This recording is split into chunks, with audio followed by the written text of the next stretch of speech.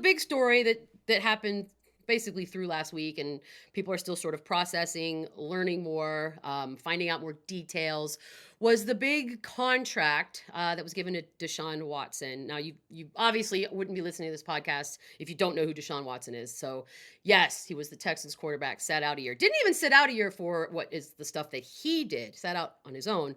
That being said, the Cleveland Browns swooped in after what apparently was an internal bidding war amongst 13 teams or so and offered the man $230 million. It's the highest amount guaranteed ever to a player, ever. Okay.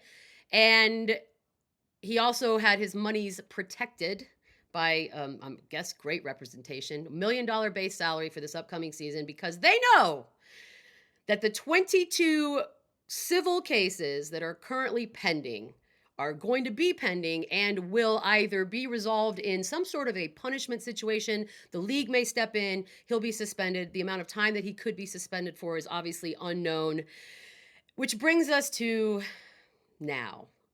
So, when I took a 3-year break from watching the NFL, I was very vocal about it because I felt very angry and I felt very sort of look, the NFL doesn't owe any of us anything, clearly.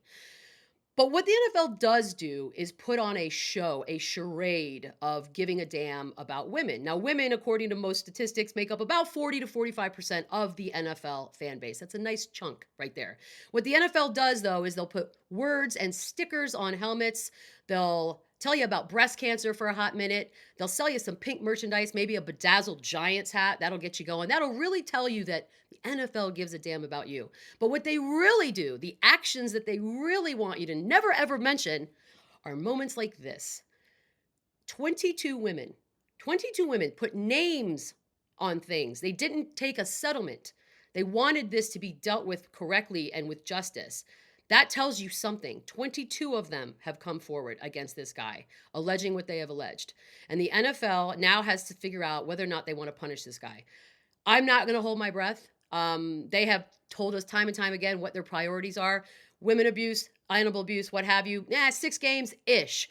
Deflate a ball, 4 games. Bet $1,500 of your own money on something, an entire season suspension. I don't suspect or expect that anything bad's going to happen to this.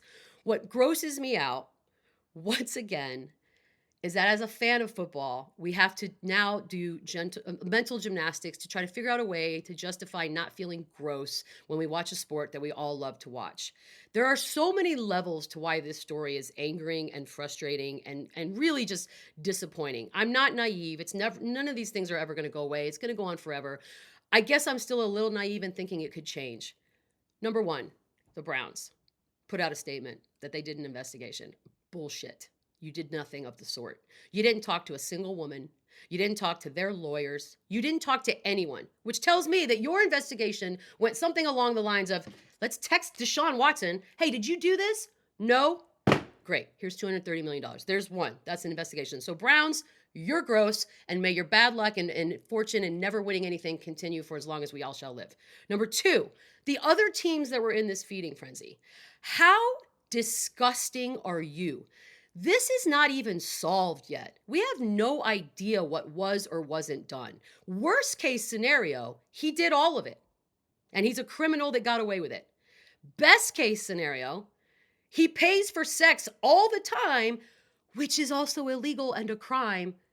And what are we talking about here? So shame on all of you. Not only did this guy get another job, fine, but they rewarded him with the highest guaranteed contract that has ever happened in NFL. What is the lesson here? I'll tell you what the lesson is. No one wants to hear about these women. No one wants to hear you come out. Women will continue to not report things over and over and over again because not only are you made to feel as if you're the liar, but then they want to turn around and paint you as a gold digger, as you're out for money, as you're out for this and that. We're not. We're not all out for that. We are almost 1/2 of the population that watches this damn sport. But when it comes time to defending your own, you want to treat us like we're some sort of just manipulative gold digging component of society, and we're not. And secondly, if I ever see another person with an NFL name tag of any sort of executive position come out and explain to me about the integrity of the shield. So help me God if things don't get violent. Integrity does not mean what I think it means. Integrity does not mean make as much money as possible and sweep all the bad shit under the rug. It doesn't mean that. It means that you can hold your head up high, you can be proud about the product that you're putting forth, and that you're not forcing the fans who consume it to feel gross about when they have to. And another thing, who's in charge of these things? Owners. Who are owners? Billionaires. What do billionaires do? A lot of things that most of us can't get away with. Billionaires keep retainer lawyers on hand for life. They sweep things under the rug. All those gross, dirty things that none of us could get away with, that's what they do. Rules, laws, codes, they don't apply. These are the same people who defend their employees, who defend Deshaun Watsons of the world. So that's that part. Then the disappointment is fourfold when you go into comment sections or you start to listen to fans, because it doesn't seem like anywhere else in the world are we so quick to just let a man do gross things, right? Like we will excuse it if he can throw a ball, run fast, make a shot, hit a ball, whatever. We excuse all of it. What are we doing? Deshaun Watson doesn't know you. He doesn't give a damn about you. You don't know him. And even if he was able to meet you, he still wouldn't care. But you're willing to put your name on the line and your integrity to defend a man who you don't know what he did. But I'm assuming you do have women in your life. And let's just say one of these women was one of the 22. And you're going to tell me that because he wasn't criminally charged, he's cleared? He's done nothing wrong? 22 is a lot of smoke. There's at least a little bit of a fire right there. The quickness with which we just throw away all of these women is disgusting. You have mothers, you have sisters, you have daughters.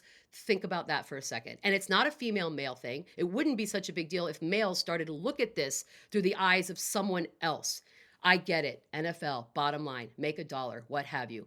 But at some point somewhere, if somebody with a backbone and a set of balls could maybe step in and take a stand and do the right thing, it would be glorious. Talk about integrity of a shield. Because you don't have to banish the guy, but you can certainly wait until the entire thing plays out before you hand over the Brinks truck more than you've done for anyone else. And for the rest of the league, how does this make you feel? You play for the same company that that guy plays for. You are grouped in with all of that.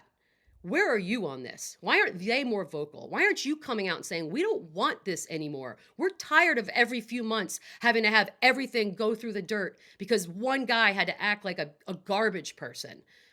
I don't get it. I don't get why they keep doing this. It's hard to be a sports fan sometimes. Sports are supposed to be fun. It's where our disposable income goes. We want to feel good and happy and cheerful and like, yay, we're doing some fun stuff. No, once again, we are in a predicament where we have to just sit here and sort of weigh out, what am I cheering for and what am I watching and what am I giving my time and money to? And it's disappointing. But I believe in karma. I believe in it still, stupidly, even though I keep seeing it not happen. So, either he gets suspended a year or two, or the Browns continue to be the shit show team that they've been since the 60s, Browns fans. I hope you're happy. Have fun with this. You're going to be burning jerseys sooner rather than later. Garbage. Garbage. But F1 was back. And honestly, that's really, really the only thing I have to hang my hat on at this point. I just came back to football, you guys. I just came back. This was one of the reasons I left. Well, and it's not going to change. And they put us in this bad position. Like, am I crazy or does it just feel dirty sometimes to cheer for sports?